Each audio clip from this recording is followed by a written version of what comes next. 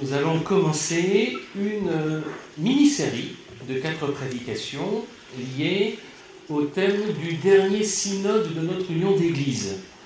Le thème était « L'Église dans le projet de Dieu pour le monde ».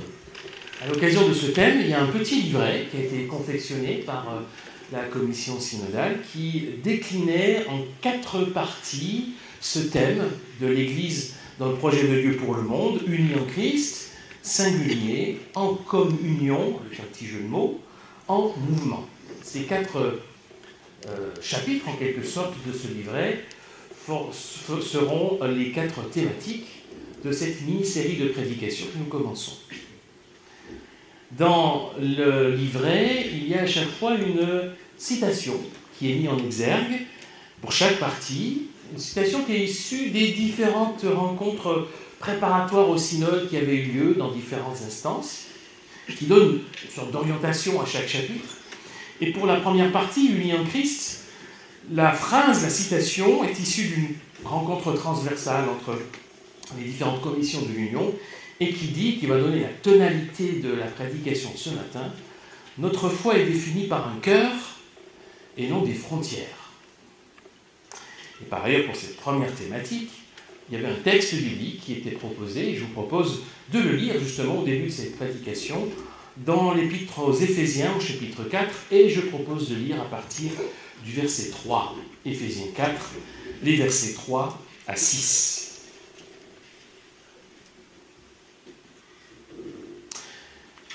Efforcez-vous de maintenir l'unité que donne l'Esprit Saint par la paix qui vous lie les uns aux autres. Il y a un seul corps et un seul esprit, de même qu'il y a une seule espérance à laquelle Dieu vous a appelé. Il y a un seul Seigneur, une seule foi, un seul baptême. Il y a un seul Père, un seul Dieu, le Père de tous, qui règne sur tous, agit par tous et demeure en tous.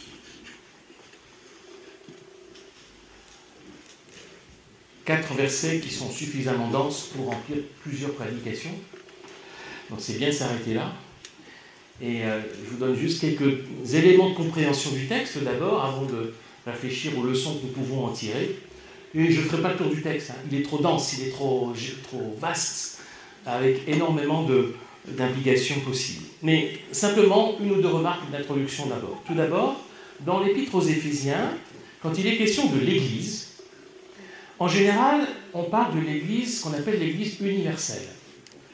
L'Église universelle, c'est le corps du Christ, c'est l'ensemble des croyants partout et tout le temps. C'est une réalité invisible, en tout cas qui échappe à notre regard, qui est plus vaste, plus grand que ce qu'on peut nous percevoir et comprendre. Mais que Dieu, lui, connaît. Évidemment que le Seigneur connaît son Église. Mais ce qui est dit de l'Église universelle, ici dans l'Épître aux Éphésiens, ou d'une manière générale, ce qui est dit de l'Église universelle concerne aussi, on pourrait dire par ricochet, toute église locale.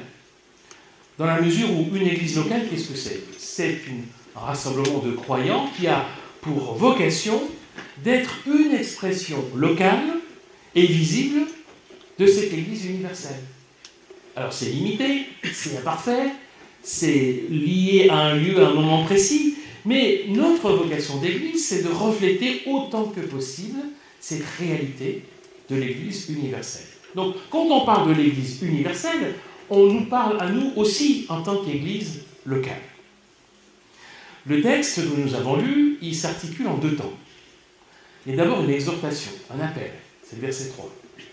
Et ensuite une affirmation massive, répétée, dite plusieurs fois avec des formules qui se répètent sur l'unité de l'Église. L'exhortation du verset 3, que je remets ici en évidence, nous invite à nous efforcer de maintenir ou de garder l'unité. Je noterai 2 choses dans cette formule. Tout d'abord, qu'on doit s'efforcer, mettre toutes nos forces à. Autrement dit, il y a un effort à faire de notre part pour l'unité de l'Église. Encore une fois, quand on parle de l'unité de l'Église, on en parle à tous les niveaux. L'Église universelle, l'Église locale. Ça ne se fera pas tout seul. Il y a une responsabilité dans l'unité de l'Église qui nous incombe nous avons des efforts à faire. Nous avons à y travailler. Autrement dit, l'unité de l'Église, ce n'est pas l'affaire de quelques spécialistes de l'unité, c'est l'affaire de toutes et de tous. D'autre part, la responsabilité qui est la nôtre, c'est non pas d'établir l'unité, mais de la maintenir. Non pas de créer l'unité, mais de la garder. Cette unité de l'Église, d'ailleurs que ce soit vrai, c'est encore plus vrai dans l'Église universelle, mais c'est vrai dans l'Église locale, cette unité, elle vient de Dieu. C'est lui qui fait l'unité, c'est lui qui est notre unité, qui crée cette unité par l'œuvre de son esprit. Cette unité est donnée par Dieu, elle est grâce à l'œuvre du Christ, et elle est l'œuvre entre nous du Saint-Esprit qui nous lie les uns aux autres par la paix. Donc il y a cette tension qui est très intéressante entre le fait que nous sommes responsables, on a des efforts à faire, mais non pas pour établir, pour créer l'unité, pour maintenir ce que Dieu donne, l'unité qu'il nous donne en Christ. Et cette unité que nous sommes appelés à garder, à vivre, elle est décrite dans ces versets 4 à 6, que je qualifiais d'une affirmation massive de l'unité de l'Église, qui est dans tous ces un seul corps, un seul esprit, une seule espérance. Vous voyez le nom qu'il y a, cette répétition, ce un seul ou c'est une seule, qui se termine avec des tous, le Père de tous, qui règne sur tous, qui agit par tous, qui demeure en tous. Donc le passage de ces seuls à ces tous affirme de façon massive, indubitable, centrale, l'unité de l'Église. Vous aurez peut-être remarqué que cette affirmation, la formulation qu'on y trouve, est discrètement mais clairement trinitaire. Il y a l'Esprit, verset 4, le Seigneur, le seul Seigneur, qui est Jésus-Christ, le Fils de Dieu, et il y a en verset 6, le Père. Les trois personnes de la Trinité sont mentionnées, évoquées dans cette formulation. Ce qui veut dire que l'unité de l'Église, c'est l'impératif qui vient du Dieu trinitaire. À cause de ce Dieu unique, Père, Fils et Saint-Esprit, l'Église, toute Église est appelée à être une dans la diversité. On pourrait dire que, et donc là il y a un double mystère. Il y a évidemment le mystère immense de la Trinité. Je ne vais pas m'y arrêter ce matin, une autre fois, mais ça prend beaucoup de temps. Et c'est un mystère central, essentiel, qu'on peut comprendre en partie, mais qui nous est révélé dans l'Écriture. Il y a ce mystère du Dieu trinitaire, et puis il y a ce mystère de l'Église, qui est appelé et qui peut être à la fois une et diverse. Il y a un mystère de l'unité dans la diversité dans l'Église, comme l'est l'unique Dieu, Père, Fils et Saint-Esprit. Voilà, je m'arrête là pour quelques explications de ce texte. Vous voyez que j'ai juste effleuré le texte, mais vous voyez déjà jusqu'où ça nous mène. C'est un texte d'une densité, d'une profondeur extraordinaire. Mais bon, j'ai mis juste en évidence ces quelques éléments pour pouvoir en tirer pour nous des leçons, parce que c'est ça l'idée quand même. Qu'est-ce que de ce texte nous pouvons tirer comme leçon pour nous, pour notre Église, pour notre façon de vivre et d'envisager l'Église. Il pourrait y en avoir une multitude. Je vous en propose 3, ça sera suffisant pour ce matin. 3 leçons à partir de ce texte. La première leçon, c'est que l'unité de l'Église va de pair avec son universalité. C'est ce qui ressort notamment de cette affirmation massive. C'est un seul ou une seule qui conduisent à ces tous, qui affirment à la fois un seul, l'unité, tous, l'universalité. Il y a les deux. C'est dans la tension entre les deux que se réalise l'unité de l'Église. Et ça dit quelque chose de la façon dont nous devons envisager notre unité. On ne peut pas l'envisager sans y associer l'idée d'universalité, le pour tous, le envers tous, le en tous. Ce qui veut dire que l'unité de l'Église que nous sommes appelés à vivre, à maintenir, à garder, elle ne peut pas être une unité frileuse, une unité craintive qui est dans le repli ou dans le retranchement. Ça, c'est le réflexe de type sectaire. On va rester entre nous. L'Église, ce n'est pas un camp retranché ou une résidence privée sécurisée. C'est pas ça l'Église. L'Église est appelée à être au milieu du monde. Elle ne peut pas être unie en se retirant du monde, parce que sinon, elle oublie tout simplement sa vocation à l'universalité. L'unité que nous sommes appelés à vivre, à entretenir entre nous, elle ne peut être qu'une unité ouverte et pas une unité fermée. L'Église doit plus ressembler à un abri ouvert, toujours ouvert, jamais fermé. Un gîte accueillant. L'Église, elle est faite pour tous, ou alors elle n'est pas vraiment l'Église, si elle est faite seulement pour quelques-uns. Et c'est là où j'aimerais reciter la citation qui était mise en exergue. Notre foi est définie par un cœur et non des frontières. Sans qu'on a là une vérité importante de dire que l'unité de l'Église ne se nourrit pas des barrières ou des frontières qu'on érigerait pour se protéger, mais du cœur qui l'anime. En fait, si vous voulez, pour dire les choses simplement, on n'est pas unis quand on est bien entre nous. On est unis quand on accomplit ensemble notre vocation commune, universelle. Là, on est unis. Les barrières, les frontières, en fait, c'est tout ce qu'on construit, consciemment ou non. Parfois, ces barrières, ces frontières, elles sont inconscientes. On n'a pas toujours bien conscience, et parfois, il faut prendre un peu de recul sur un certain nombre de choses, mais c'est tout ce qu'on a tendance à construire pour nous protéger de ce qui est perçu comme un danger extérieur. On va se couper du monde, se couper de la culture, on va se mettre à distance de ceux qui pourraient être un danger pour nous. Tout ce qui nous coupe, tout ce qui nous met à distance de nous contemporains, ça ce sont des frontières, ça ce sont des barrières, et c'est pas ça qui doit définir notre unité. Parce que ces barrières, ces frontières, elles sont motivées par la peur. Ce qui nous anime, le cœur qui nous anime, qu'est-ce que c'est ? C'est la bonne nouvelle de Jésus-Christ. Elle est pour qui cette bonne nouvelle ? Pour nous seulement ? Non. Eh non, merci. Elle est pour tous, elle est pour toutes. Alors si on met des frontières, si on met des barrières, ça veut dire qu'on la garde pour nous. Cette bonne nouvelle proclamée, cette bonne nouvelle vécue, c'est ça notre cœur, ce qui nous anime en tant qu'Église.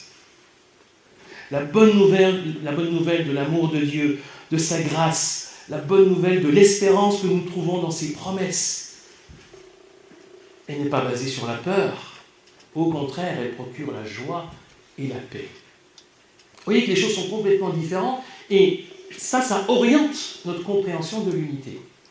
L'unité, ce n'est pas pour nous, ce n'est pas entre nous. L'unité, c'est ensemble dans la mission que le Seigneur nous confie.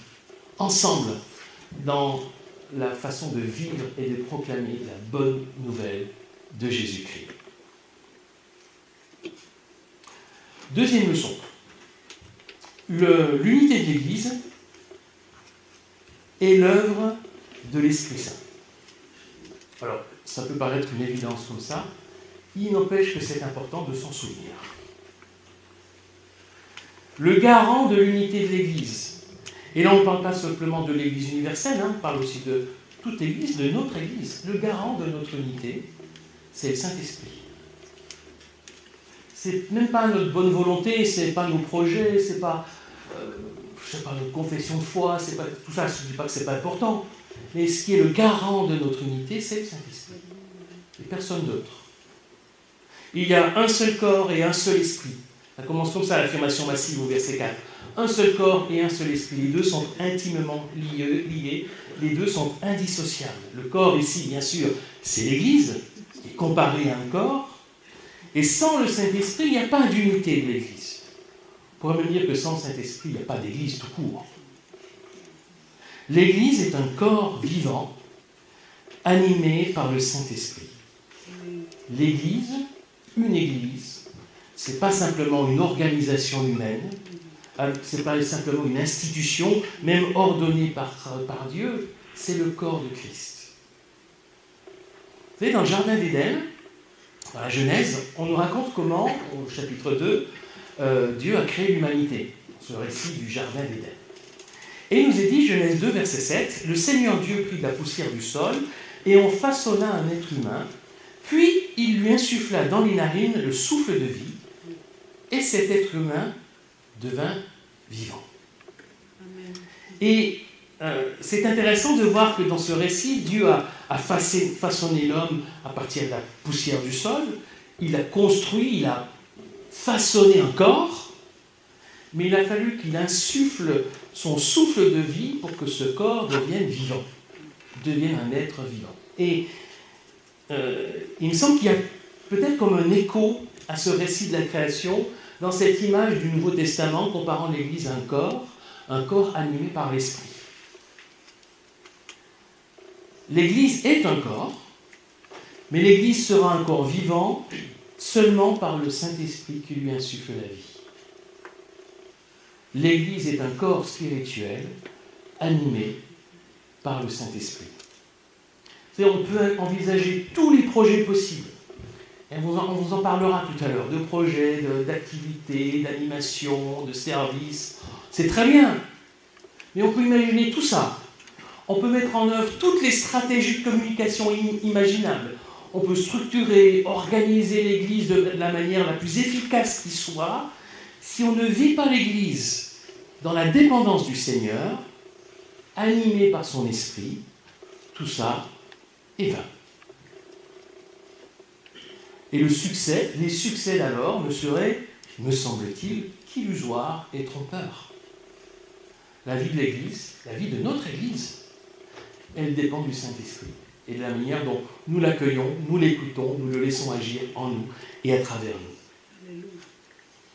Autrement dit, si en tant qu'Église, en tant que communauté, nous ne nous mettons pas dans la prière, à l'écoute de Dieu, et que nous ne mettons pas cela au cœur de notre vie d'Église, alors nous prenons le risque d'oublier l'essentiel, que c'est le Saint-Esprit qui nous donne la vie spirituelle en tant qu'Église. Donc vous voyez, c'est évident, mais c'est important de le rappeler. Parce qu'on peut simplement l'oublier, le laisser un peu de côté, le sous-entendre seulement, et oublier que c'est au cœur. Il y a un seul corps, il y a un seul esprit. C'est l'affirmation fondamentale de l'affirmation de l'unité de l'Église dans ce texte de l'Épître aux Éphésiens. Allez, troisième leçon. J'ai oublié de vous montrer la phrase. Ça rappelle ce que j'ai dit. La troisième leçon, c'est que l'unité de l'Église est une espérance en marche.